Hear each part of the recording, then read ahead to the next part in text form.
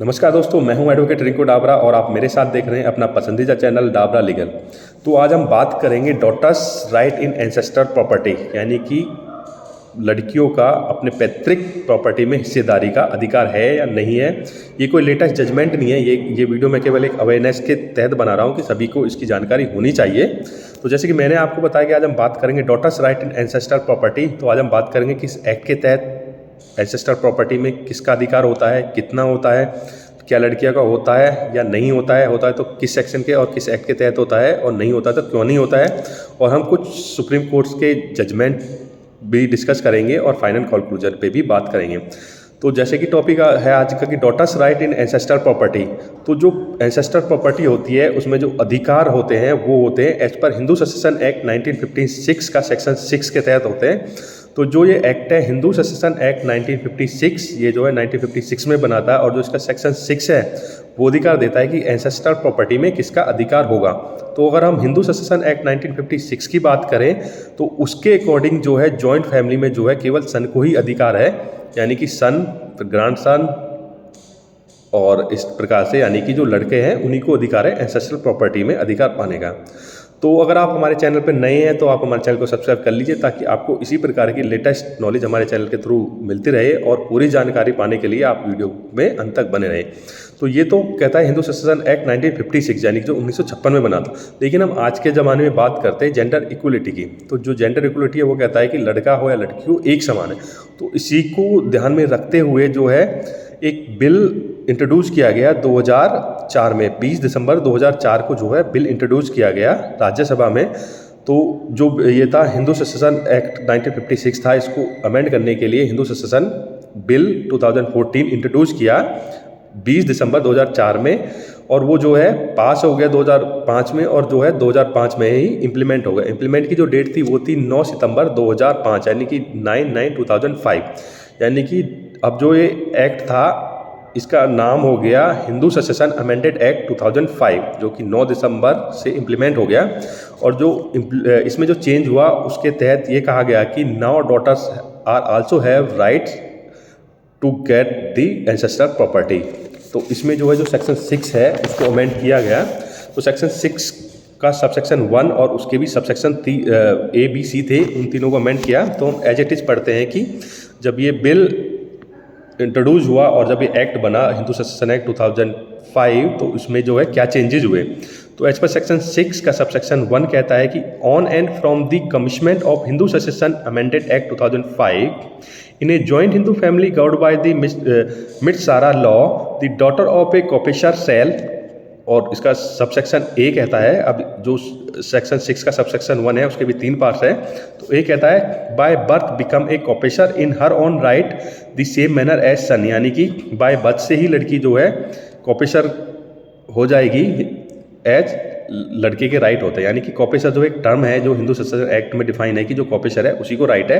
तो पहले इस टर्म को दिया गया था केवल लड़के, लेकिन अब जो है अब कहा गया है कि लड़की भी इक्वली राइट हो जाएगी जैसे कि एक लड़के का होता है। बी सेक्शन में कहा गया have the same right in the coparcener property by as she would have had if she had been a son, यानी कि अगर वो एक लड़का होती जो अधिकार उसके तब होते, वो एक लड़की होने के बावजूद भी उसके सेम राइट्स रहेंगे। और सी पार्ट में कहा गया be subject to same liability in respect of the said coparcener property as that of a son, यानी कि उसकी जो लायबिलिटीज है वो भी सेम रहेंगी। अब इसमें एक कन्फ्यूजन होती है कि जैसे ही ये अमेंडमेंट हो गया, नया एक्ट आ गया हिंदू सक्सेशन एक्ट 2005, तो इसके बाद डिस्प्यूट होने के चांसेस बहुत ज़्यादा थे। और ये थे कि जो 2005 से पहले जो भाई बहन की नहीं बन पा रही थी तो वो भी केस कर सकते थे। तो उसमें जो है उन्होंने कंडीशन लगा दी, जब ये एक्ट बना तो कंडीशन ये थी कि provided that nothing contain in this subsection shall affect or invalidate any disposition or alienation including any partition or testamentary disposition of property which had taken place before 20th of December 2004, यानी कि इस bill को introduce करने से पहले अगर कोई partition हो चुका है तो उस कंडीशन में जो है ये इफेक्ट नहीं करेगी, यानी कि उससे पहले अगर हिस्सा हो चुका तो उस हिस्से में कोई भी लड़की अपना अधिकार नहीं मांग सकती। तो इसमें यह कहा गया था कि जो और जो सेक्शन अमेंड थे इसमें कहा गया था कि फादर का होना ज़रूरी है और लड़की को अधिकार मिल गया था।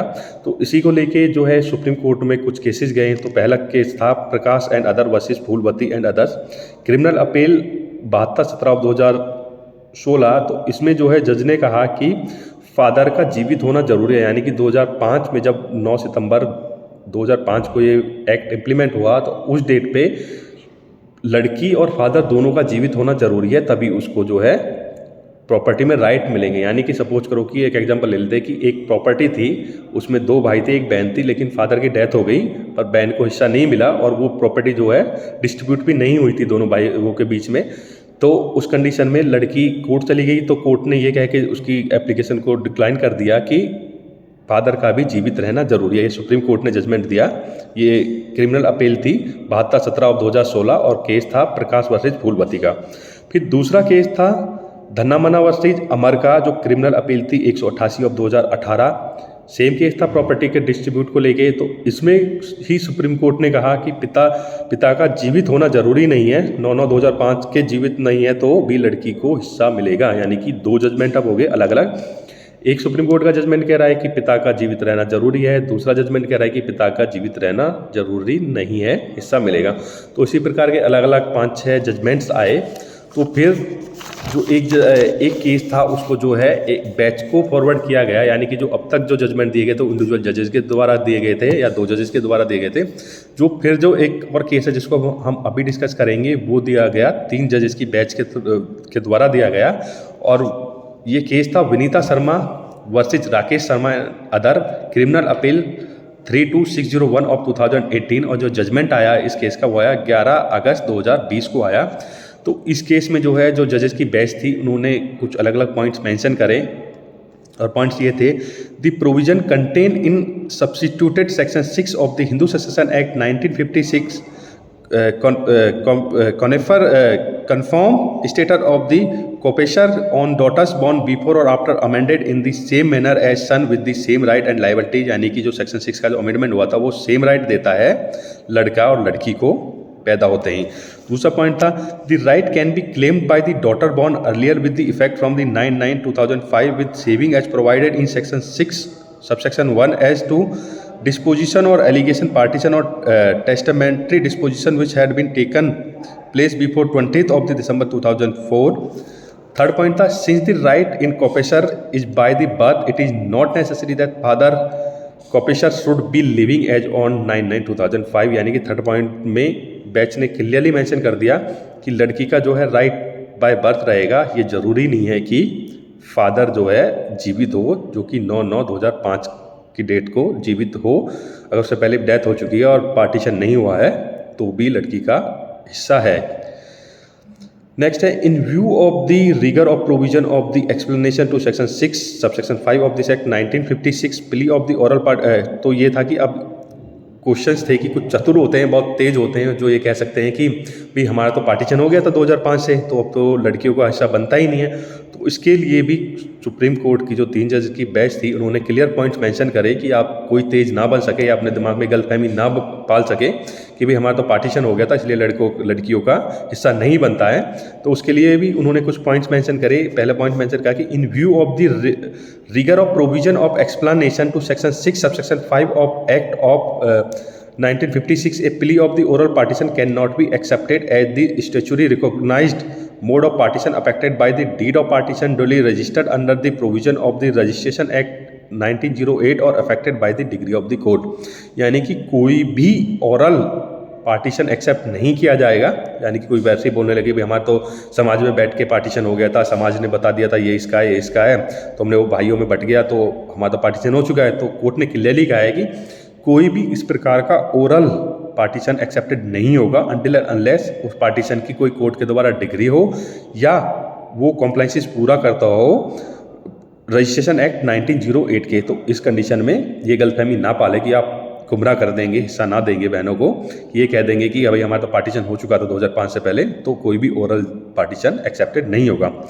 नेक्स्ट पॉइंट मेंशन करा however in expectation case where peel of over partition is supported by the public document and partition is finally evidenced in the same manner as if it has been affected by the degree of the court it may be accepted। यानी कि अगर आपका oral ही कुछ partition हुआ है तो उसके कोई सपोर्टेड डॉक्यूमेंट होने चाहिए, पब्लिक सपोर्टेड डॉक्यूमेंट, वही कंसीडर हो गए, यानी कि ऐसा बिना लिखा पढ़ी वाला एक्सेप्टेड नहीं होगा। और नेक्स्ट जो लास्ट पॉइंट मेंशन किया है जजमेंट में, a plea of partition based on oral evidence along can not be accepted and to be rejected out rightly. यानी कि अगर कोई ये तेज बनेगा, ये सोचेगा कि लड़कियों का हिस्सा कैसे मारा जाए और ये बोलने लगेगा कि हमारा तो वर्बली ओरली पार्टीशन हो गया था, तो इस प्रकार की अगर कोई पिटिशन डाली जाती है तो वो जो है डायरेक्टली रिजेक्ट कर दी जाएगी। तो कंक्लूजन ये है कि 2005 के बाद हर लड़की का जो उनकी एंसेस्टर प्रॉपर्टी है उसमें बराबर की हिस्सेदारी होगी। तो अगर किसी को एक गलतफहमी है कि लड़की को हिस्सा ना दें, या सपोज करो कोई इस टाइप का है कि 4 भाई हैं, उनमें से 3 के लड़के, 1 के लड़का नहीं है, लड़की है, तो अगर वो 3 भाई ये सोचेगी इस भाई की प्रॉपर्टी हमें मिल जाएगी, तो वो गलतफहमी है, उनको लड़कियों का भी बराबर हिस्सेदारी का हकदार है। तो धन्यवाद दोस्तों।